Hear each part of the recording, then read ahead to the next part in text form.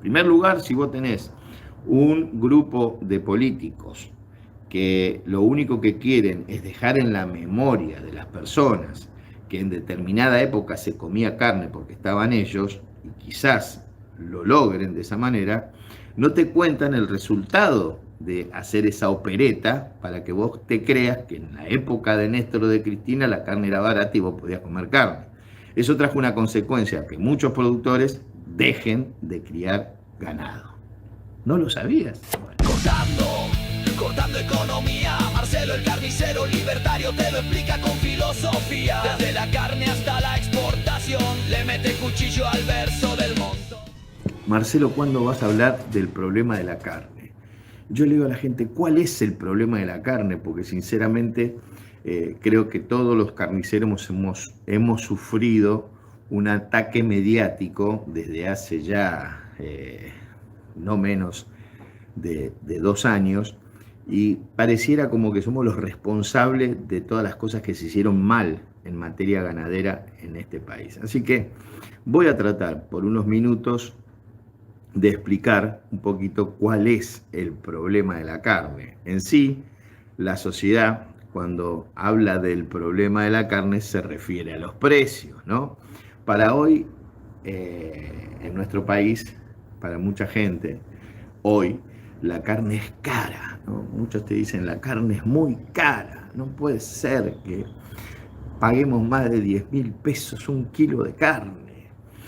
Y bueno, a veces uno tiene que hacer estos vivos y charlar con la sociedad para explicarle que en realidad la carne no es cara, que hubo políticas lamentables que se desarrollaron mal en nuestro país, políticas populares, políticas inescrupulosas, políticas que tenían un destino que favorecía al sector político y no verdaderamente al que laburaba.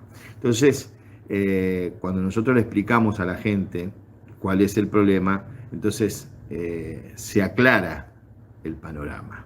Y eso es lo que voy a tratar con la ayuda de todos de llevar adelante en esta mañana, y quizás este tema sea para que lo hablemos en 2 o 3 programas, ¿no? No creo que podamos hablar del problema de la carne hoy, sino que esto va a ser un tema que a lo mejor vamos a desarrollar en varios vivos. En primer lugar, yo les quiero contar que para poder tener un kilo de milanesa, o un kilo de asado, un kilo de vacío, no sé cuál es el corte favorito de su mesa, hay un productor ganadero que está 3 años como mínimo con esa vaquita.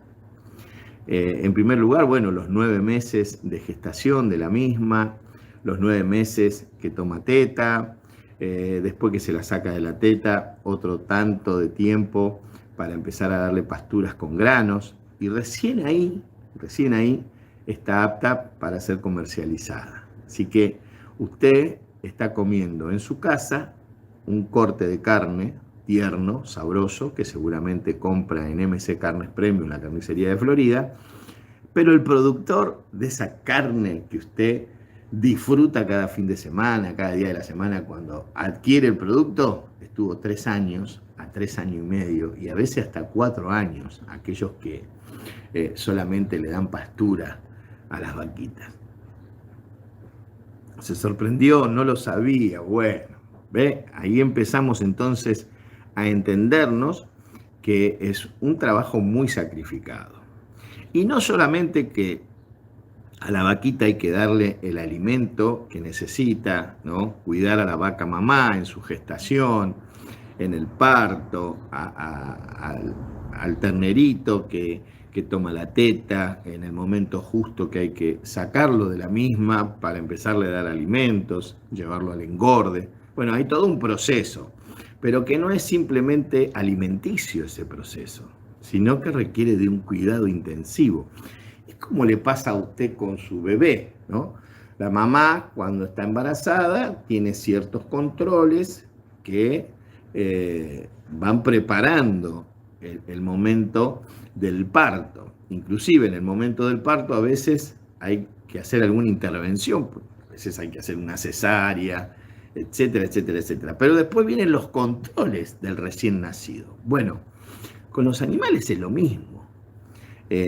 A veces no se considera lo importante que es criar un animal. Y en este caso, en la gente que se dedica al ganado, es bastante complejo. Usted no tiene ni idea. Por ejemplo, yo hablaba con un productor ganadero. Cada 20 días hay que lavar a las vacas, porque se avichan, hay que colocarles algunos líquidos que son muy costosos en ese enjuague cuando se las baña, para que no se apesten, para que no vengan unos bichitos que andan por la oreja, que le pueden inclusive dejar larvas y después eso se puede complicar. Bueno, hay un proceso de cuidado. ¿Vio? Yo hablé de larvas y de oreja y qué sé yo, ya me agarró la picazón. Pero son las cosas que uno desconoce. Yo no sabía que había que bañarlas una vez al mes y que había que ponerle todos estos líquidos. No solamente eso, sino cada 2 meses se los vacunan. Algo que nosotros desconocemos. O sea, tienen una protección, un cuidado tan importante para que ese animal después pueda ser transportado a la empresa faenadora y pueda así de esta manera llegar a la carnicería. O sea, es todo un proceso tremendo donde trabaja mucha gente, desde el dueño del campo, el productor, el que alimenta, el veterinario, que cuida, que participa del parto, que le da la vacunación, los empleados del campo que llevan a pastear, que llevan a los corrales, que tienen que bañarlos, que tienen que pasarle los líquidos. Bueno, es tremendo todo el trabajo que se desarrolla en la cría de una vaca. Y usted eso no lo sabía. Entonces, a veces nosotros creemos lo que nos dicen desde los medios masivos de comunicación, que yo siempre digo que es una información a media, y cuando la información es a media, a veces tenemos que ver qué es lo que se está diciendo, ¿no? Porque una media verdad puede ser una gran mentira. Entonces, tenemos que aprender, tenemos que tomar conocimiento. Y hoy tenemos, creo que, mucha información. Hoy, a través de las redes, usted puede adquirir el conocimiento, usted puede buscar en YouTube un video de cómo se cría una vaca y seguramente está, y qué alimento se le da, y cuánto tiempo es la crianza de ese animal que después va a ir a la faenadora para que llegue después a la carnicería. O sea, hoy hay mucha información. Entonces nosotros tenemos que aprender a revisar la información que nos dicen. Y no porque en la pantalla gigante digan una cosa, cree que es así y listo. Nos quedamos con eso. No. Tenemos que aprender a buscar la información. Yo siempre digo que no soy el dueño de la verdad. Yo no tengo la verdad absoluta. Entonces, desde el vamos, si sabemos que no existe una verdad absoluta, tenemos que investigar.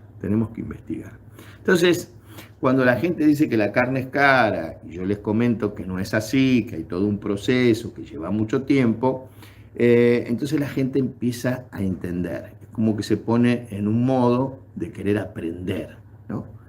Hay mucha gente que no, pero cuando encontramos gente que quiere aprender, es el momento para que entonces le demos la información. Entonces, vamos a recordar y vamos a dejar en claro que para poder disfrutar de 1 kilo de carne en la mesa argentina, hay un hombre, un grupo de personas que tienen un campo, que han criado ese animalito y que han tardado aproximadamente 3 años, muchísimo tiempo.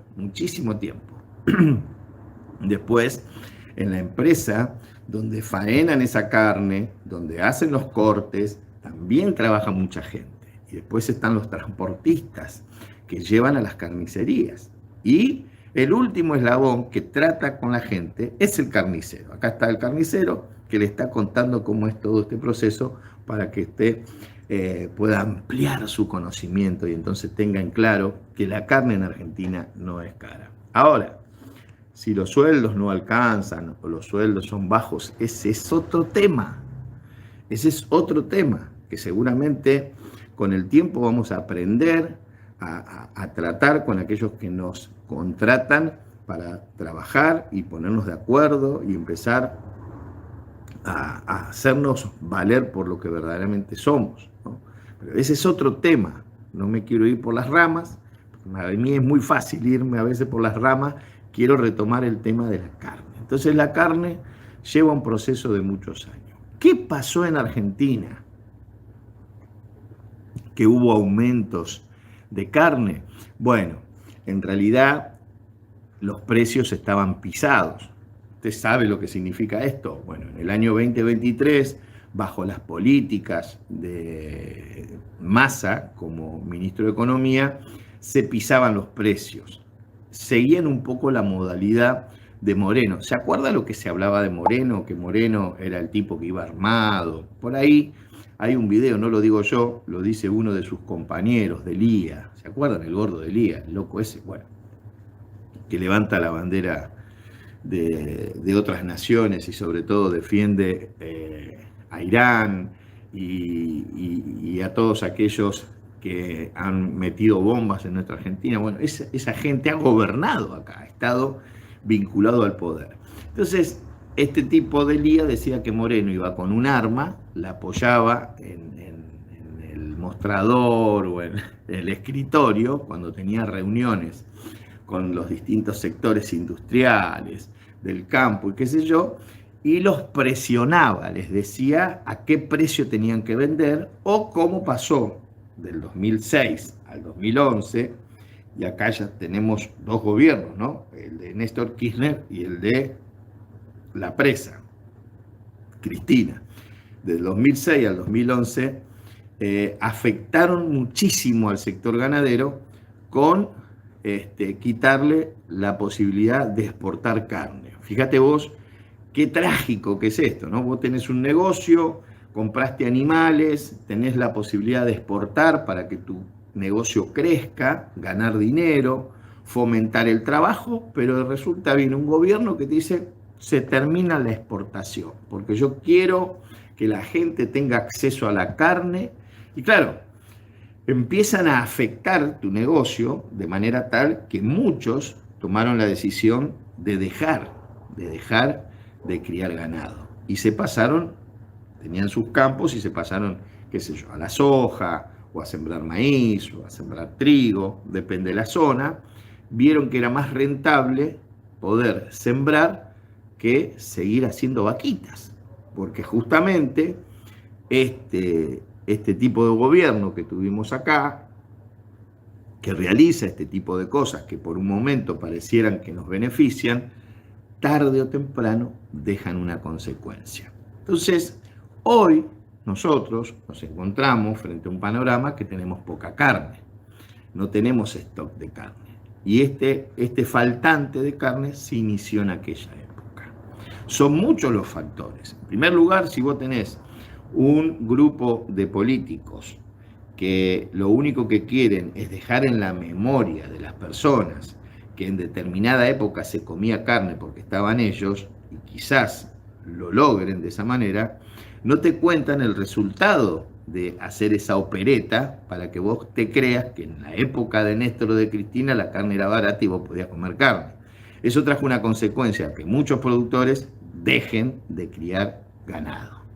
¿No lo sabías? Bueno, también te podés informar para que analices este tema que es tan importante y no te quedes con que yo soy el dueño de la verdad y que te estoy vendiendo cualquier verdura. Por el contrario, no vendo verdura, vendo carne y te estoy diciendo lo que pasó. Cuando empiezan a apretar al sector ganadero y no le permiten que se pueda vender carne al exterior, la gente que tenía campo, que tenía animales, tuvo que empezar a vender los animales en el mercado interior, ¿no? O sea, tuvieron que vender en Argentina, ya los precios se veían afectados, porque ¿qué pasa? Vos tenés una cierta cantidad de ganado, le tenés que seguir dando alimentos, entonces empieza a complicarse el asunto. Es medio jodido que vos tengas las vacas y las dejes abandonadas, las dejes ahí que que pase lo que pase. Ya te expliqué que eso es imposible, que hay todo un proceso de cuidado sobre el animal. Entonces, empezaron a vender, y le empezaron a regular los precios. No solamente que empezaron a vender solamente en el mercado interno, sino que también le regularon los precios. Después de idas y vueltas, los amigos del poder tenían ciertos permisos para exportar. Entonces ya no exportaban todos los que querían, sino que los que arreglaban con el gobierno. O sea, miren ustedes lo que es este tipo de gobierno, ¿no? Que quiere manipular, que quiere tener el control de todo. Entonces, muchos empresarios corruptos también, seguramente, vieron la posibilidad que a través de una alianza con este tipo de gobierno ellos podían seguir haciendo sus negocios. Y por allí hay algunos amigos del gobierno que ustedes conocen como el rey de la carne, ¿no?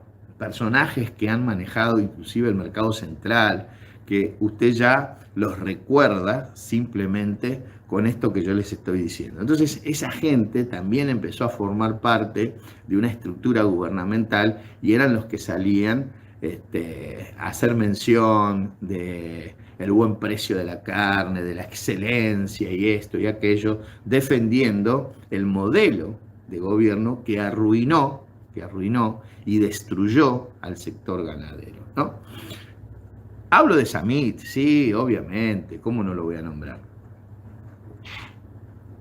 Todos sabemos que Samit fue un socio de los K durante todo ese periodo y ahí apareció en el escenario como uno de los grandes inversores de la carne, un tipo que tenía campo, criadero, etc. Esta gente que se veía favorecida, ¿no?, por este tipo de modelo, obviamente quiso plata, pero lamentablemente la mayoría se vio afectada y perdió muchísimo dinero.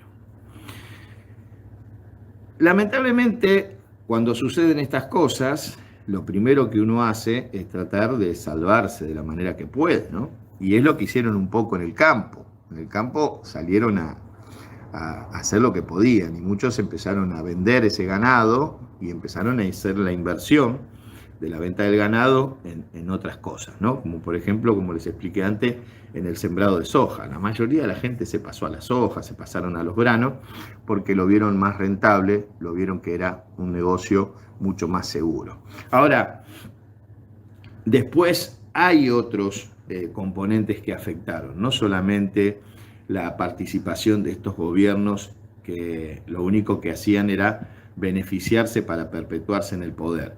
También hubo otros factores, por ejemplo, en los años del 2012 al 2015, por ejemplo, quedó tan fragmentado el sector que le era imposible volver a comenzar, le costaba muchísimo. No solamente eso, sino que también después, más adelante, hubo tiempos de sequía, y la sequía también afecta muchísimo al sector, ¿no? Entonces, son las cosas que lamentablemente van, como quien dice, destruyendo a un sector tan eficaz, tan necesario para nuestra sociedad.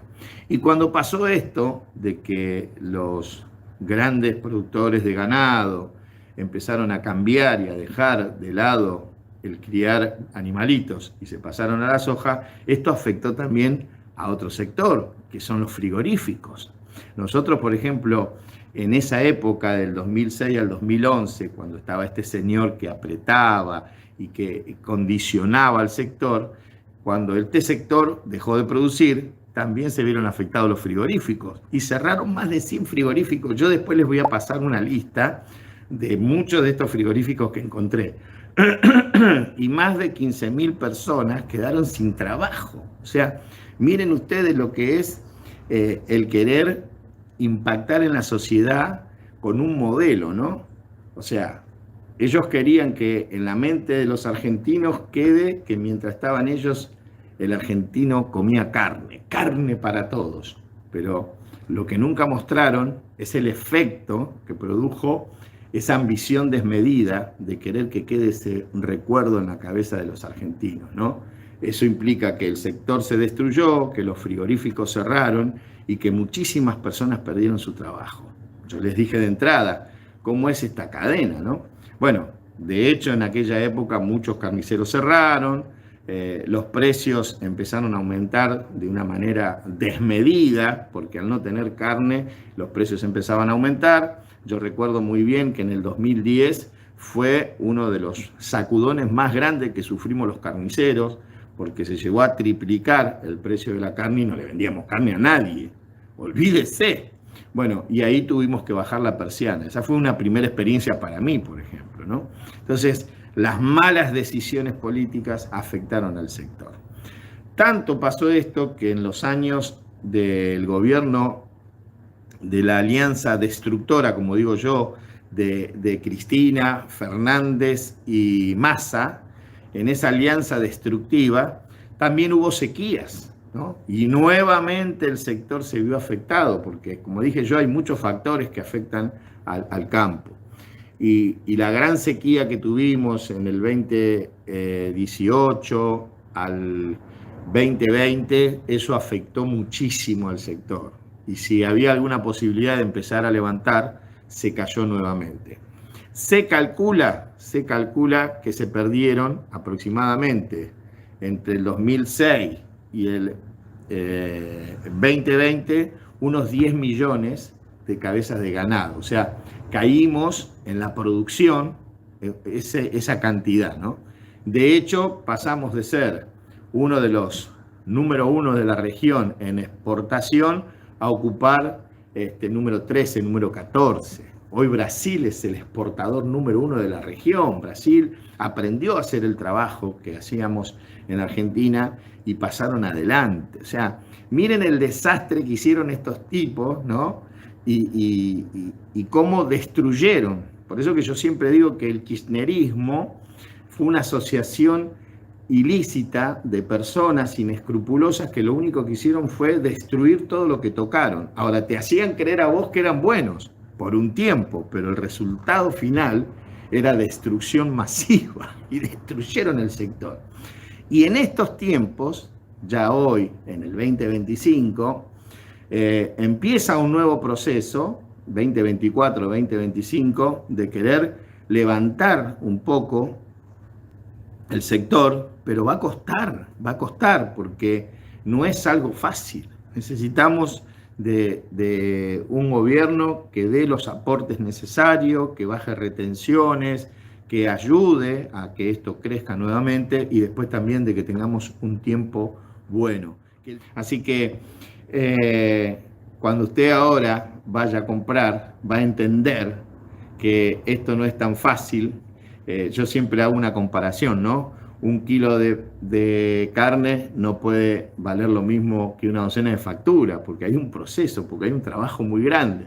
Pero bueno, es importante que usted medite en esto que estuvimos charlando y no se quede con una información a lo mejor de un medio que desconoce y que quiere mostrar otro tipo de realidad. Sin más, me despido. Mañana seguramente vamos a estar hablando de algún otro tema de interés general. ¡Chao! Cortando economía, Marcelo el carnicero libertario te lo explica con filosofía. Desde la carne hasta la exportación, le mete cuchillo al verso del monstruo.